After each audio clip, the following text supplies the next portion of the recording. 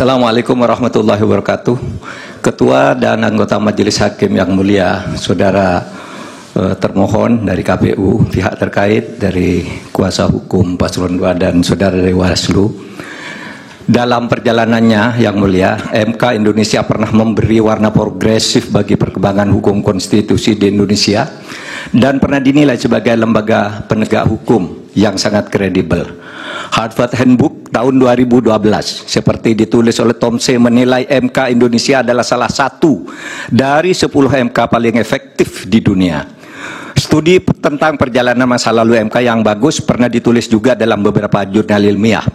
Dari Amerika Serikat ada disertasi yang ditulis oleh Pastor Stefanus Hendrianto yang kemudian diterbitkan dalam bentuk buku berjudul Law and Politics of Constitutional Courts, Indonesia and the Search for Judicial Heroes, diterbitkan oleh penerbit ternama di Amerika.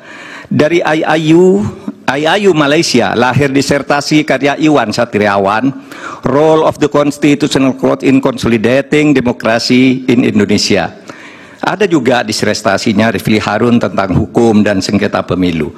Apresiasi terhadap MK Indonesia dalam keberaniannya membuat landmark decisions muncul dalam berbagai makalah forum ilmiah, jurnal akademik, dan berbagai media.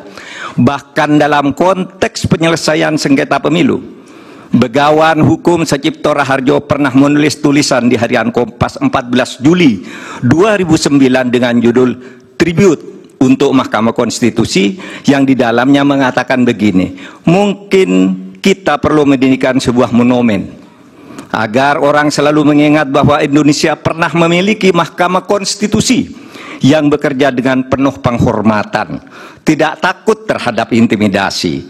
Harian Media Indonesia 7 Juli 2009 menulis editorialnya dengan judul Hormat untuk Mahkamah Konstitusi, yang alinea pertamanya dimulai dengan kalimat untung ada Mahkamah Konstitusi.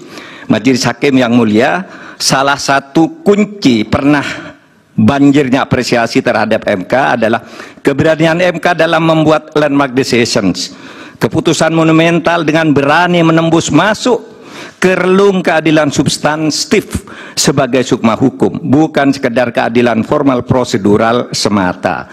Dalam hal pengujian undang-undang misalnya, teori OPL atau Open Legal Policy itu lahir atau sekurang-kurangnya secara resmi digunakan pertama kali oleh Mahkamah Konstitusi. Dalam hal pelaksanaan pemilu, MK memperkenalkan pelanggaran TSM yang kemudian diadopsi di dalam tata hukum kita. Mahaguru Hukum Tata Negara Profesor Yusril Iza Mahendra saat ikut menjadi ahli pada sengketa hasil pemilu 2014 dan bersaksi di MK pada tanggal 15 Juli mengatakan bahwa penilaian atas proses pemilu yang bukan hanya pada angka harus dilakukan oleh MK. Pandangan ini bukan pandangan lama, melainkan pandangan yang selalu baru, yang justru terus berkembang sampai sekarang, menjadikan MK hanya sekedar mahkamah kalkulator. Menurut Pak Yusril adalah justru merupakan pandangan lama yang sudah diperbarui sekarang. Di berbagai negara judicial activism banyak dilakukan oleh Mahkamah Konstitusi maupun Mahkamah Agung. Beberapa negara membatalkan hasil pemilu yang dilaksanakan secara curang dan melanggar prosedur seperti Australia, Ukraina, Bolivia, Kenya, Malawi, dan Thailand, serta beberapa negara yang satu disebut ada Belarusia yang dinilai sebagai shame institution atau institusi pengadilan palsu karena selalu diintervensi oleh pemerintah. Akhirnya kami tahu sungguh berat bagi MK dalam sengketa hasil pemilu ini. Pastilah selalu ada yang datang kepada hakim yang mulia untuk mendorong agar permohonan ini ditolak. Dan pasti ada pula yang datang yang meminta agar MK mengabulkannya. Yang datang mendorong dan meminta itu tentu tidak harus orang atau institusi, melainkan bisikan hati nurani yang datang bergantian di dada para hakim, yaitu bisikan yang selalu terjadi antara ammaroh dan mutmainnah. Saya memaklumi tidak mudah bagi para hakim untuk menyelesaikan perang batin ini dengan baik, tetapi akhirnya kami berharap MK mengambil langkah penting untuk menyelamatkan masa depan demokrasi dan hukum di Indonesia. Jangan sampai timbul persepsi bahkan kebiasaan bahwa pemilu hanya bisa dimenangkan oleh yang punya kekuasaan atau yang dekat dengan kekuasaan dan mempunyai uang berlimpah. Jika ini dibiarkan terjadi, berarti keberadaan kita menjadi mundur. Kami berharap agar Majelis Hakim MK dapat bekerja dengan independen, penuh martabat dan penghormatan.